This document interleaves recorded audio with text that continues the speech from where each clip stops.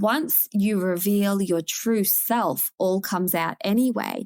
And that's what I was trying to get at, I think, by saying, on one hand, if this is what you want, it's responsible to do it. On the other hand, if you couldn't care less, you don't have to do it.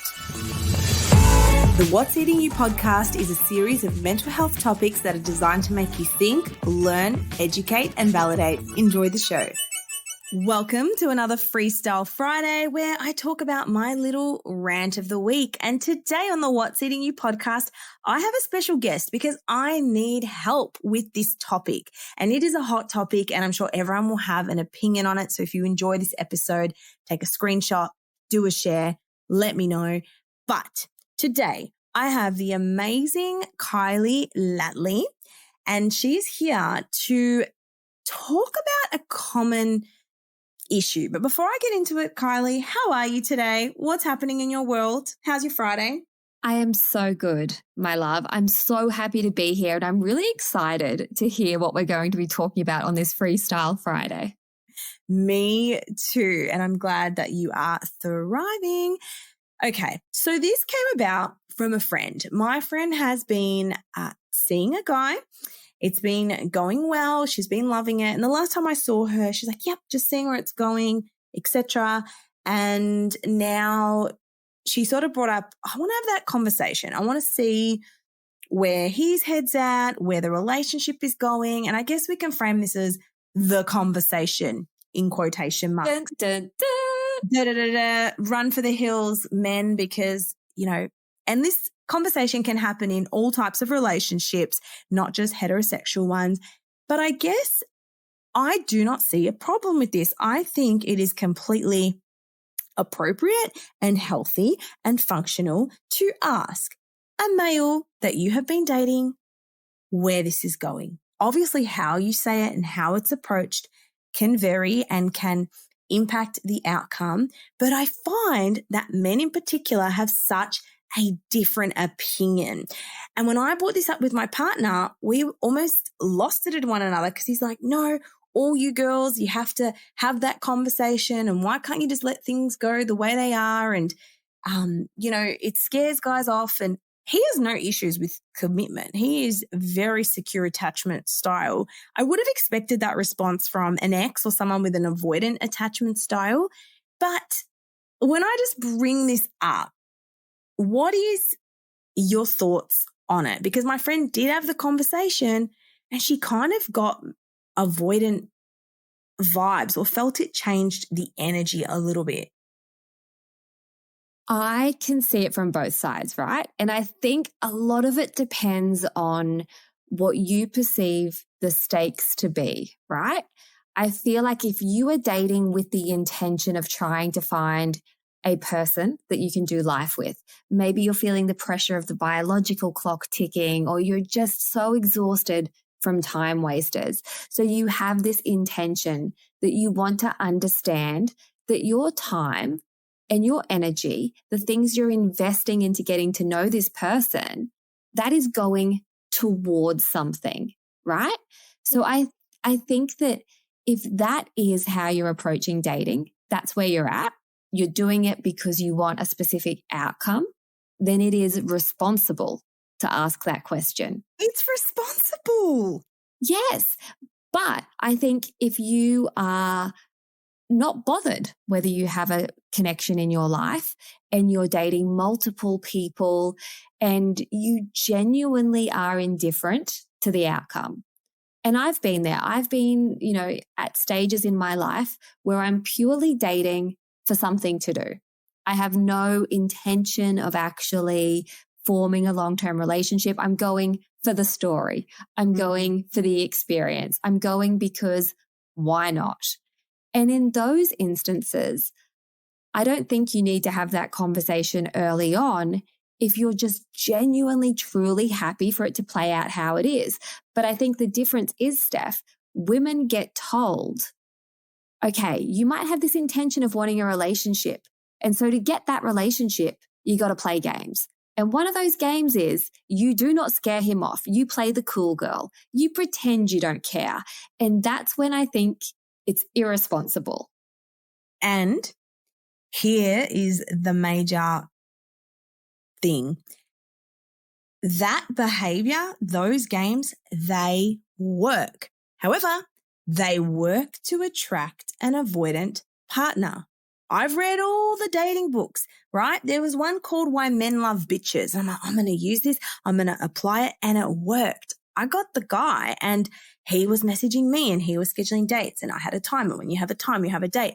But those strategies attract a certain type of person because they're like, oh, this girl's cool. Like she, doesn't message me 24/7 and she doesn't do this and that, and an avoidant likes that. But once you reveal the real you, there's going to be issues. So you're right. They tell us to play these games, but they don't actually work because those games attract a certain personality type.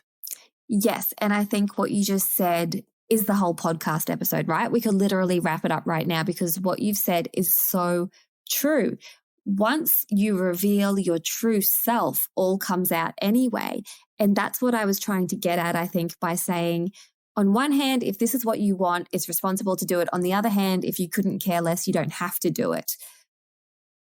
That's just got to be your honest truth. Yes. And the thing is, I went into this current relationship with a completely different mindset.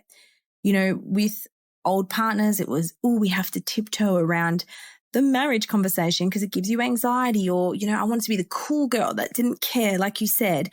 But going into this, I wanted to know there was a purpose. I wanted to know that it was going somewhere. Otherwise, what is the point? Why are we here? And I had no shame in that because one thing I've learned that has absolutely changed my life and will change yours is the way someone responds to your feelings will tell you everything about that person. So the way a person responds to this conversation will tell you a lot about it. And even though my partner now, he's all like, oh, girls just shouldn't have the conversation, just let it go, let it flow organically. I say, but when I had that conversation with you, we may never have been together because I was really clear on what I wanted, but I was also prepared. I was prepared for the worst. I went into this conversation saying, Steph, are you prepared to have this conversation? And he leaves. Are you prepared to have this conversation? He might be like, whoa, I'm not ready for this right now. I just think we should call it off. And I was like, yep, I'm ready. I'm ready because if he responds that way, then that gives me what I need to know. And yesterday there's this interesting relationship coach. He's quite big on social media and I jumped on a few of his lives and he's very adamant on timelines. He's like, by the third date, you're exclusive. By this date, you're XYZ. And he's like, a year later, you should be engaged. By 6 months, you should be moving in together. And he has these really strict timelines. Yeah, which is fun. And I like that. Yeah, okay, yeah, you should be exclusive. I like that. But I put the question in the live and I'm like, what about when you bring up the conversation to a guy of where this is going and they freak out? And he kind of freaked out a bit. Not that he freaked out, but he said, he's like, it depends. Before you even go there, he said you should ask yourself the question, how do I want this person to feel when I bring this conversation up? How do I want to feel at the end of the conversation? And ask those questions first. And I do think that was interesting because you should ask yourself, are you prepared for the answer if it isn't the one you expect? And that comes back to responsibility. And I think even nowadays with dating apps, right, Steph, people can display that in their profile, something casual, something serious. And I think another arm of the responsibility model is that we have to listen to people. We have to listen to their words and their actions as well. If we swipe yes on someone who is saying, I want something casual, and then they're also avoiding a serious conversation, but we start telling ourselves, they say that, but they treat me like a girlfriend, so I'm just going to trust that they treat me like a girlfriend.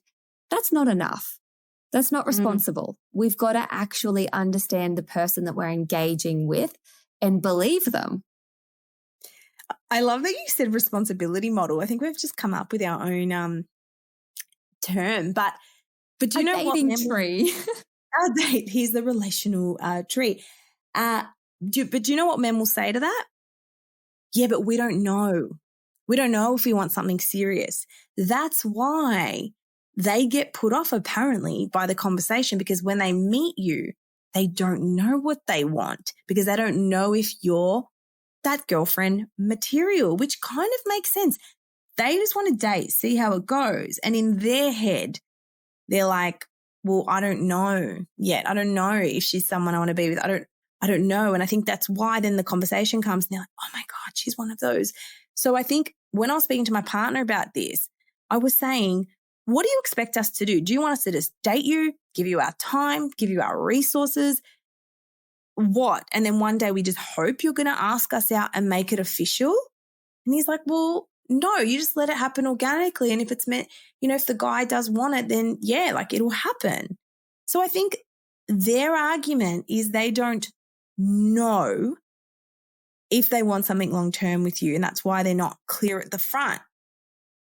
And to that, I would say we don't know either until we know this person. So there is a degree of ambiguity when you first meet someone.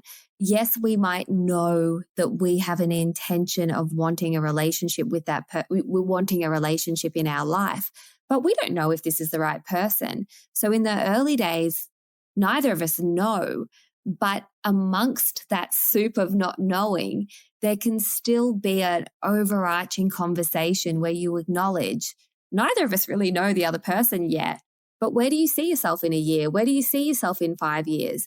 Because on a first date, you can say to someone, what are some things that you do want to achieve in the next couple of years? And if that person says to you, oh, I've always wanted to go and live in New York by myself for a year, you're like, cool, that's a priority. If they say to you, oh, I don't know for sure, but, I am in my mid-30s, I'm etching towards 40, whatever it is, and I've always wanted to be a young parent, that at least tells you that they're considering that. And if that lines up with your goals, I don't think you have to sit someone down and interrogate them on the first date and be like, where do you see yourself? What are your top values? Blah, blah, blah. Because there is a level of, I don't know, right? Like if you said to Brendan's my partner, on our first date, do you want to get tangled up with someone who has twin boys and co-parents with someone else? I bet you he would say, not high on my priority list, right? Yeah. So there was a level of he didn't know.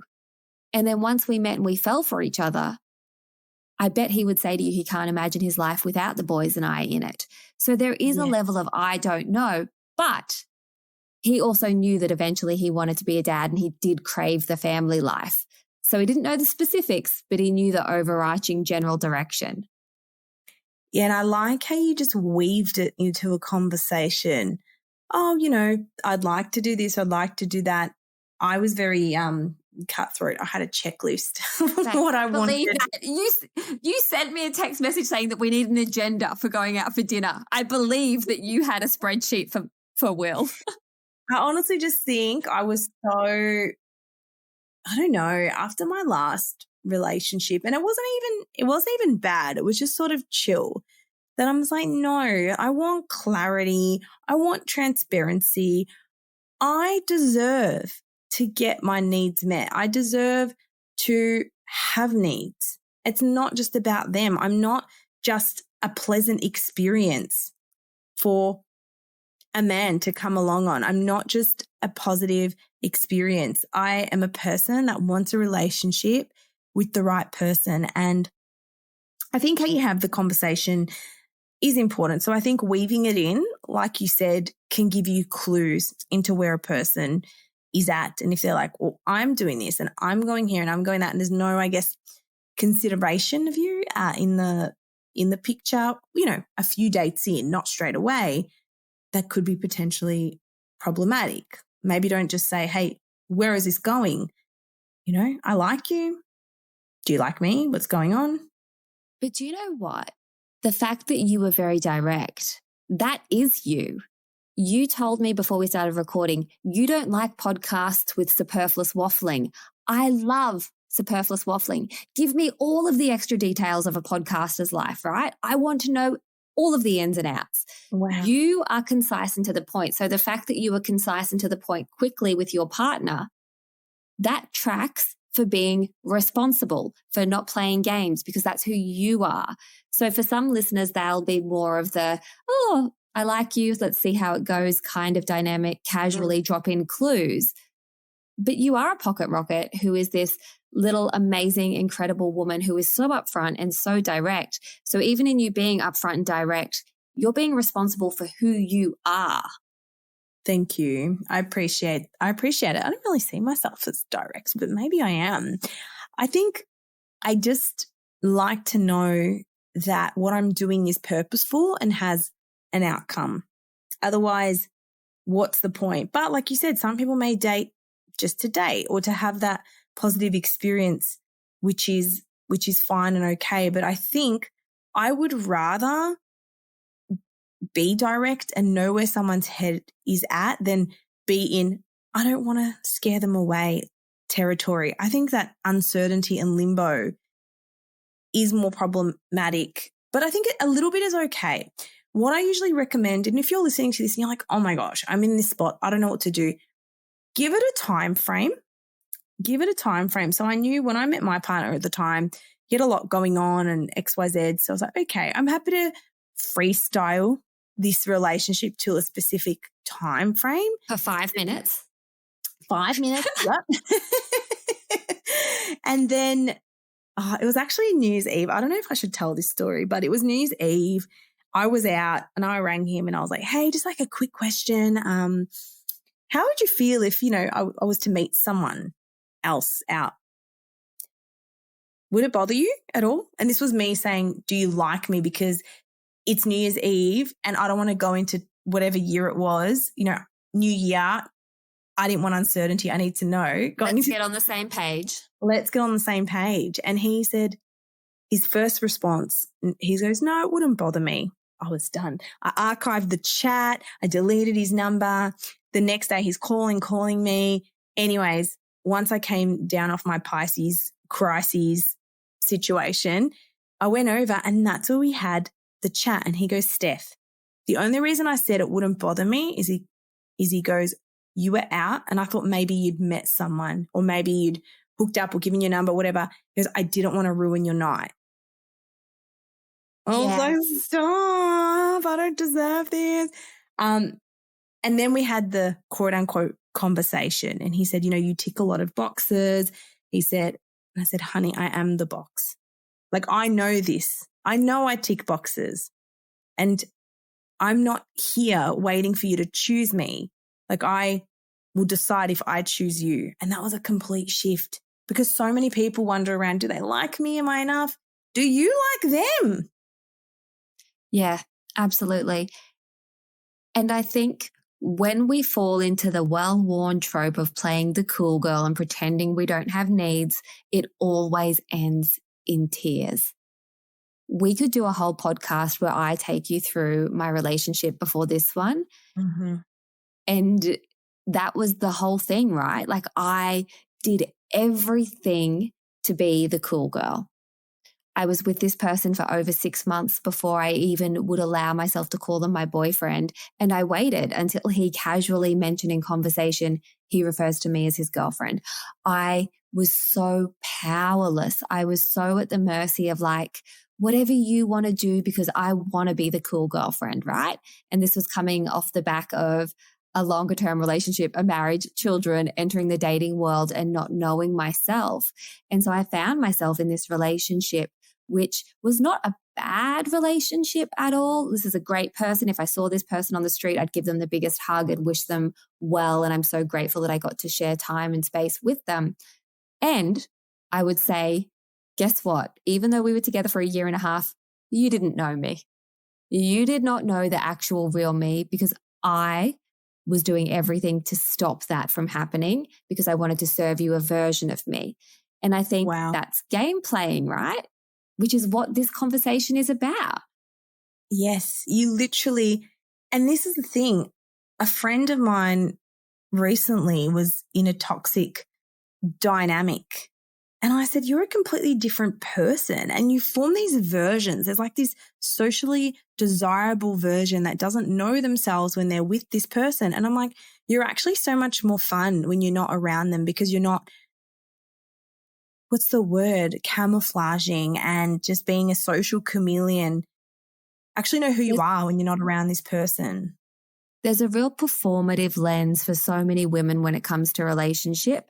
And I think when we are in a bad place mentally, we're so much more susceptible to playing that role because playing that role feels safe and it gives us a bit of validation.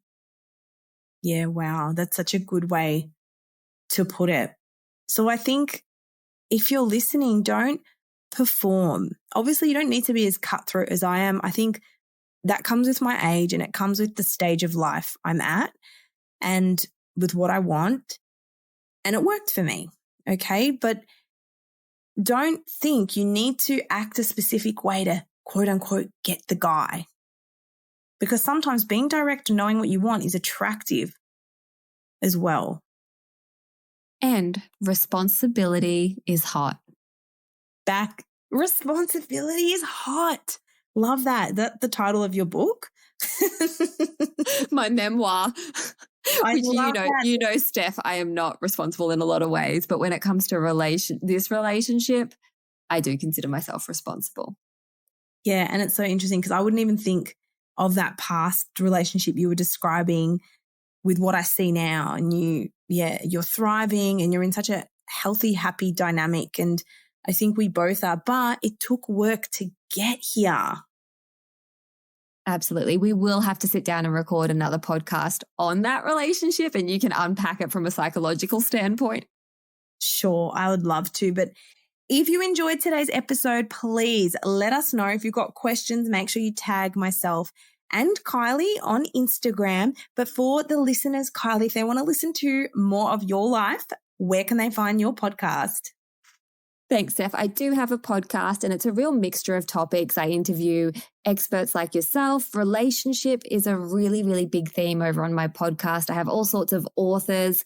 I've had the author of the Love Languages book and all sorts of psychiatrists and therapists. So it's a resource that I really love working on, particularly for women. And if you're interested in that sort of thing, you can find the podcast by searching I Am with Kylie lately. And I'm sure Steph will pop the link in the show notes as well. I sure will. Thank you so much, Kylie. Can't wait for our next Freestyle Friday, but have an amazing weekend.